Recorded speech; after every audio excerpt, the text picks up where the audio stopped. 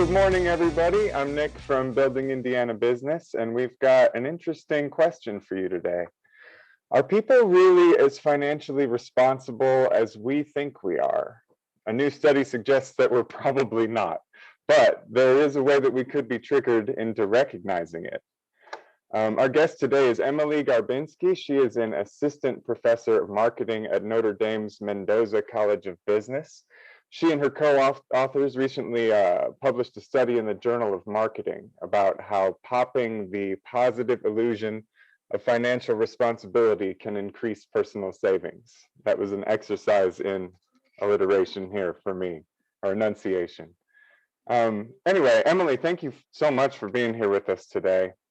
Your research found out that people have this false belief about their own financial responsibility. What does this look like in terms of real world spending habits or behaviors? Sure. So, if you first think theoretically, right? So, in theory, what we know is that only half of the population can be above average when it comes to their savings behavior.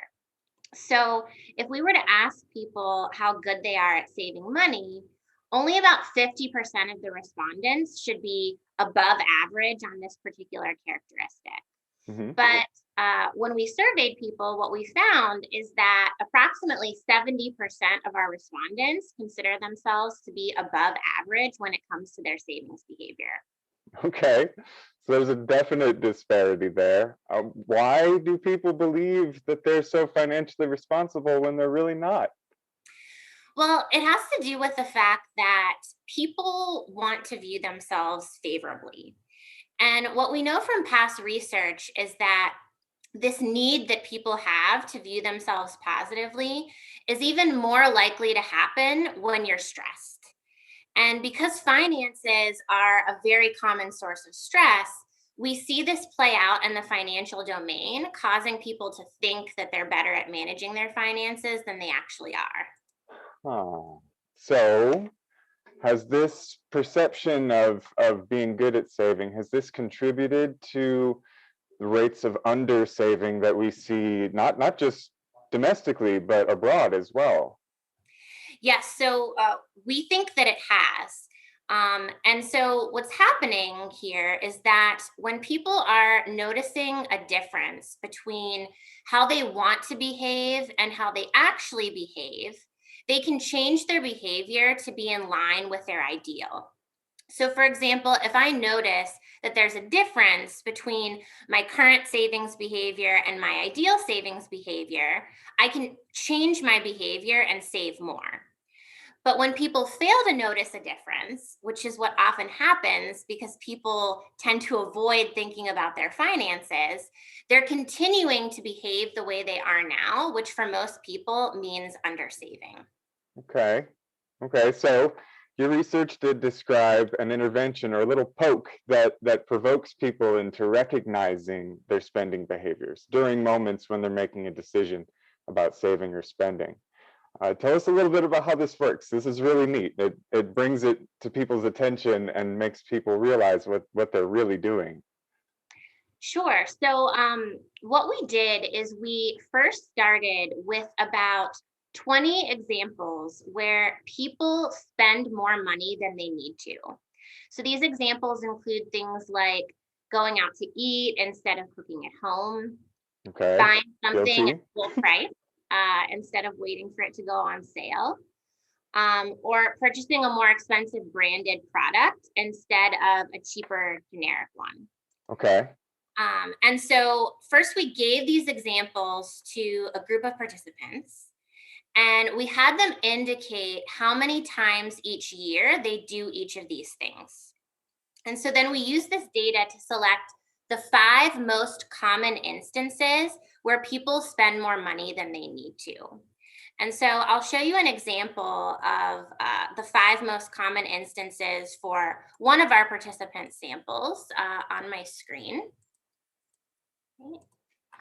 Right. So what we see here is for North American adults, they're tending to do things like eat at a more expensive restaurant instead of a cheaper one, buy something at full price, so on and so forth.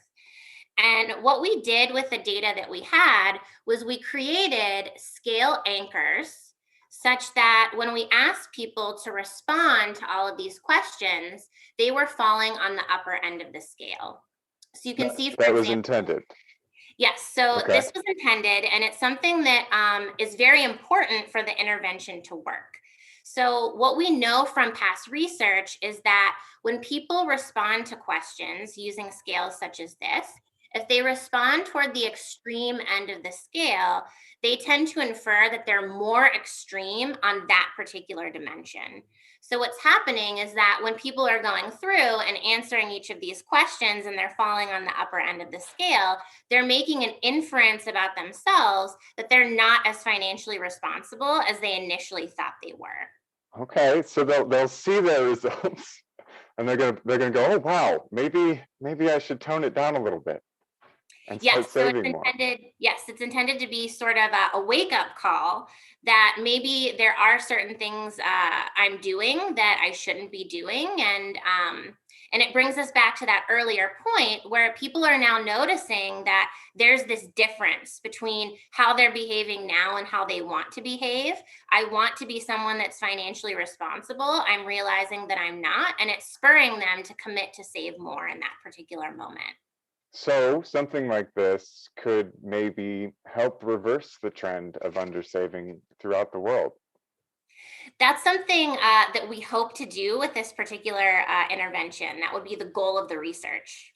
So, as I was learning about all this, it did get me thinking. This is totally hypothetical. Just one more question, and then we'll let you go. But hypothetically, what might be an effective way to deliver this little nudge, maybe in real time? Yes, so that's something my co authors and I have talked a lot about because that's something we would love to see at some point in the future.